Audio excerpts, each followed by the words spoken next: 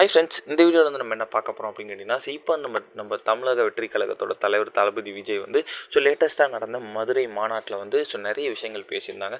அந்த விஷயங்கள் நிறையவே ஸ்ப்ரெட் ஆச்சு, வைரலும் ஆச்சு. அதை பற்றி வந்து இப்போ வந்து இயக்குனரும் நடிகருமான கே.எஸ். ரவிக்குமார் வந்து ஒரு கருத்து தெரிவிச்சிருக்காங்க. அண்ட் விஜய்க்கு ஆதரவும் பேசியிருக்காங்க. அதை பற்றி அந்த வீடியோ நம்ம டீட்டெயிலாக பேச போகிறோம். நடிகர் விஜய் என்பதையும் தாண்டி அவர் வந்து இப்போ வந்து தமிழக வெற்றி கழகத்தோட அஃபிஷியலான ஒரு லீடராகவும் இருக்கார் அப்படின்னு சொல்லலாம்.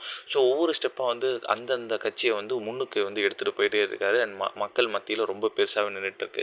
இப்போ கூட சமீபத்தில் வந்து நம்ம தளபதி விஜயோட கடைசி 2வது மாநாடு வந்து மதுரையிலேருந்து செம்ம பிரம்மாண்டம் நடந்துச்சு. அங்கே அவருக்காக கூடிய கூட்டத்தை கண்டே வந்து அந்த ஒரு சோஷியல் மீடியா பிக்ஸே வந்து நிறைய ட்ரெண்ட் ஆச்சு. மாநாட்டில் விஜய் பேசிய பல விஷயங்கள் வந்து வைரலானது. நிறைய அரசியல் பிரபலங்களும் சரி, சினிமா பிரபலமும் சரி, அவங்கவுங்க கருத்தை வந்து தெரிவிச்சிட்டு இருந்தாங்க. அதில் வந்து முக்கியமாக வந்து இப்போ வந்து நம்ம கே.எஸ். ரவிக்குமார் வந்து ஒரு கருத்து சொல்லியிருக்காரு.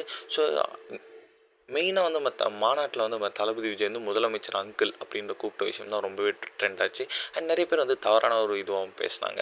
அதற்கு குறித்து வந்து இயக்குனர் கே.எஸ். ரவிக்குமார் வந்து விஜய் வந்து குறை சொல்லும் நோக்கத்தில் வந்து அங்கிள் அப்படின்னு சொன்ன மாதிரி எனக்கு தோணலை. அவர் எப்போ மு.க. ஸ்டாலின் அவர்கள் நேரில் பார்த்தாலுமே எப்படி இருக்கீங்க அங்கிள், நல்லா இருக்கீங்களா அப்படின்ட்டு தான் சொல்லுவார். அதே ஒரு டோனில் தான் வந்து அவர் வந்து அந்த மாநாட்டிலையும் பேசியிருக்காரு. ஆனால் வந்து மற்றவங்க வந்து அதை வந்து வேறு மாதிரி கருதுக்கிட்டு இன்டர்நெட்டில் வேறு மாதிரி பேசுகிறாங்க. நாட்டுக்கு என்ன தேவையோ அதை பேசுங்க அப்படின்ட்டு வந்து அவர் வந்து இந்த ஒரு உரையை வந்து அஃபிஷியலாக முடிச்சிருக்காரு. இந்த ஒரு விஷயம் தளபதி ஃபேன்ஸ் மத்தியில் ரொம்ப ரொம்ப ட்ரெண்டிங்காக போயிட்டுருக்கு.